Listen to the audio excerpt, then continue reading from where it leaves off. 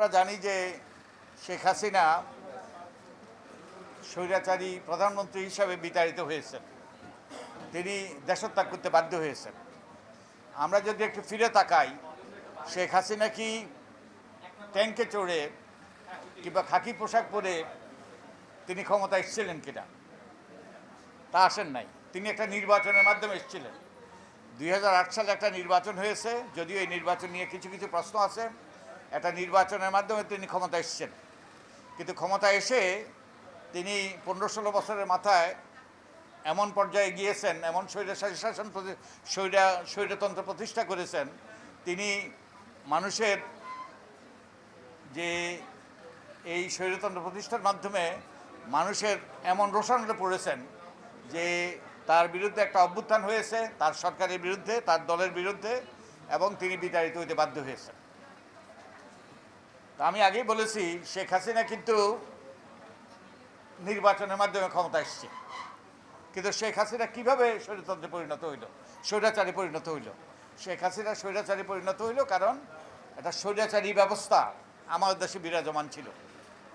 কতগুলো যে বিদ্যমান নীতি, নিয়ম, পদ্ধতি, প্রতিষ্ঠান, আইন কানুন, সেগুলো কিন্তু শেখ হাসিনাকে স্বৈরাচারী পরিণত করেছে।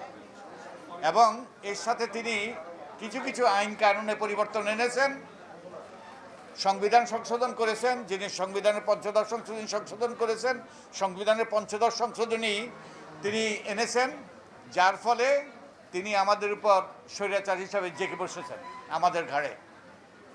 এবং এটা এমন এক পরিস্থিতির সৃষ্টি করেছে, এটা মানুষের জন্য অসহনীয় হয়েছে।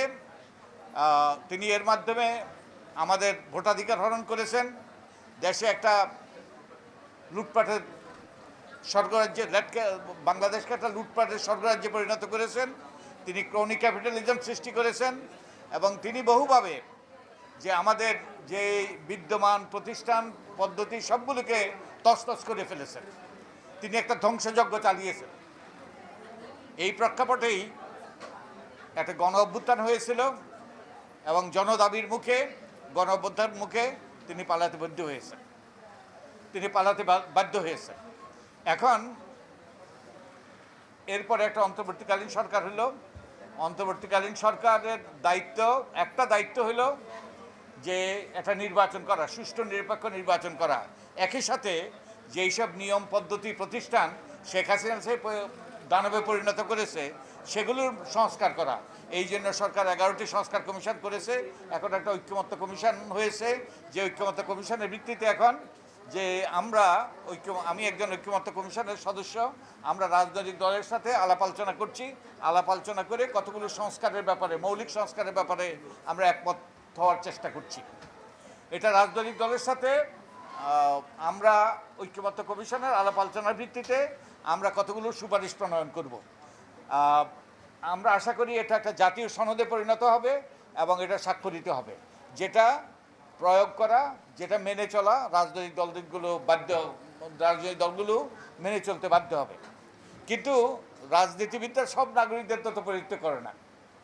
নাগরিকদেরও রাজনৈতিক দলের সাথে যুক্ত নয়, এর বাইরেও বহু নাগরিক আছে, তাদেরও গুরুত্বপূর্ণ মতামত আছে। আমরা সংবিধান সংশোধনের কথা বলছি, কতগুলো মৌলিক সংস্কারের কথা বলছি। সংবিধান হলো জনগণের মতামতের প্রতিফলন, জনগণের অধিকারের রক্ষা কবচ। তাই জনগণের মতামত অত্যন্ত গুরুত্বপূর্ণ। সেই জন্যই আমরা সুজনের পক্ষ থেকে এই সারা দেশে 15টি আমরা এই ধরনের সংলাপের আয়োজন করেছি, যাতে জনগণ মতামত দিতে পারে যে কোন কোন ক্ষেত্রে পরিবর্তন হইতে হবে, সংবিধানে কী কী পরিবর্তন হইতে হবে, নির্বাচনী ব্যবস্থা কী কী পরিবর্তন হইতে হবে, আমাদের প্রশাসনিক ব্যবস্থা কী কী পরিবর্তন হইতে হবে, দুর্নীতি দমনের জন্য, দুর্নীতি প্রতিরোধের জন্য কী কী ব্যবস্থা হইতে হবে, আমাদের পুলিশকে আরও কার্যকর করার জন্য কী কী পরিবর্তন আনা দরকার। সেই লক্ষ্যে আমরা এই 15টি এলাকায় জনগণের মতামত দিচ্ছি, এবং এই মতামতের ভিত্তিতে আপনারা দেখেছেন আমরা আমাদের পক্ষ থেকে একটা খসড়া জাতীয় সনদ প্রণয়ন করেছি। এর ভিত্তিতে জনগণের মতামত নিয়ে আমরা ঐক্যমত্য কমিশনের সুজনের পক্ষ থেকে, যদিও আমি ঐক্যমত্য কমিশনের সদস্য, সুজনের পক্ষ থেকে এই সুপারিশগুলো জনগণের পক্ষ থেকে ঐক্যমত্য কমিশনের কাছে দেওয়া হবে, যাতে ঐক্যমত্য কমিশনও রাজনীতিবিদদের মতামতের পাশাপাশি জনগণের মতামত বিবেচনায় নেয়, গুরুত্বের সাথে বিবেচনায় নেয়। কারণ জনগণের মতামত একটা রাষ্ট্রের, এখানে বলা আছে এই যে এই যে ইয়েটা দেওয়া হয়েছে, ফাইলটা দেওয়া হয়েছে, তার উপরে লেখা আছে একটি রাষ্ট্রের নাগরিকের চেয়ে গুরুত্বপূর্ণ কোনো পদ নেই। নাগরিক হলো সবচেয়ে গুরুত্বপূর্ণ ব্যক্তি, এবং তিনি রাষ্ট্রপতি হতে পারেন, তিনি প্রধানমন্ত্রী হতে পারেন, তিনি যে কোনো গুরুত্বপূর্ণ পদে থাকতে পারেন, কিন্তু তার প্রথম পরিচয়, সবচেয়ে গুরুত্বপূর্ণ পরিচয় হলো তিনি নাগরিক। তাই নাগরিকদের মতামত অত্যন্ত গুরুত্বপূর্ণ। এই জন্যেই আমরা সুজনের পক্ষ থেকে সারা দেশে 15টি অনুষ্ঠানের মাধ্যমে, এই ধরনের আয়োজনের মাধ্যমে আমরা নাগরিকদের মতামত দিচ্ছি, যাতে নাগরিকদের কণ্ঠ, নাগরিকদের মতামত নীতি নির্ধারকদের কাছে পৌঁছে নাগরিকদের মতামত প্রতিফলিত হয়। যখন যে জাতীয় সনদ প্রণীত হবে তাতে যেন নাগরিকদের মতামত প্রতিফলিত হয়।